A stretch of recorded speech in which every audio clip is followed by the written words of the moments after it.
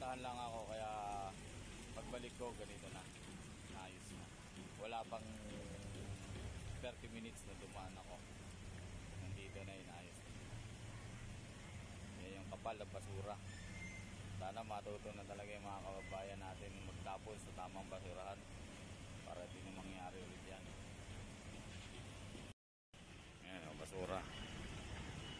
Pa yung isang tambak ng basura. Sana matuto na talaga yung mga kababayan natin ng magtapon sa tamang basurahan. Ayan o. So, patuwing may bagyo na lang, ganito ang nangyayari sa lugar na to eh. Ayan. West Riverside, Valencia, corner Valencia. So, ayan. Ayan yung lugar na to.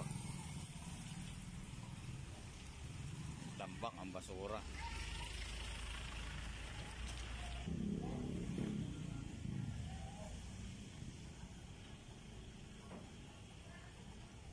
Saludo tayo sa mga kawani ng Quezon City sa pag-action natin. Oh. After ng baha, yan na agad trinabaho nila. Actually, naka-break time lang sila ngayon. Good morning. Dito tayo. Tayo sa isang lugar sa Quezon City. Ganyang kakapal ang basura.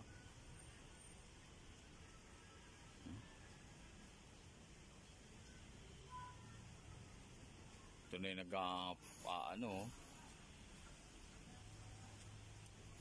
para dito sa basura na to.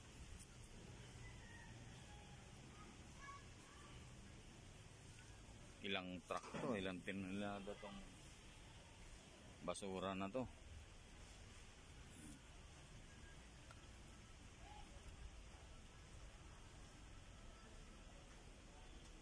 Ang ganda, no?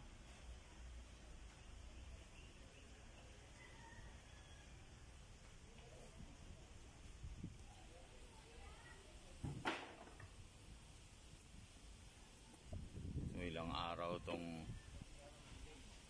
hahakutin tong basura na to.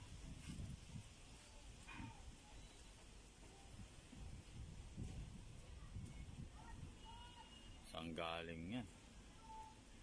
Saan galing lahat ng basura na yan?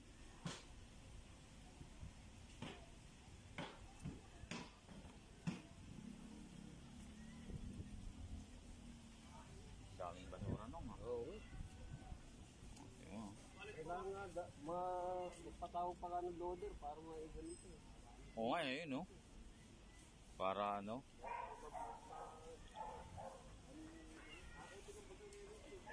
Halo-halo na, oh. Yan ang mga basura. Sana naman matuto na yung mga kababayan natin na ano, magtapon ng tamang basurahan. Magtapon sa tamang basurahan, ano? Ayan, no? Isang lugar pa lang to sa Quezon City ang pinuntahan natin. So, yan. Ito ang dulot ni ano, ng bagyo. Gaano yan karami.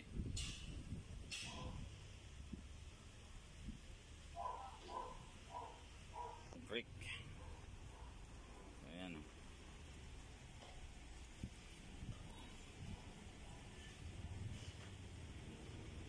Kaya dito maliit lang, may puno pa.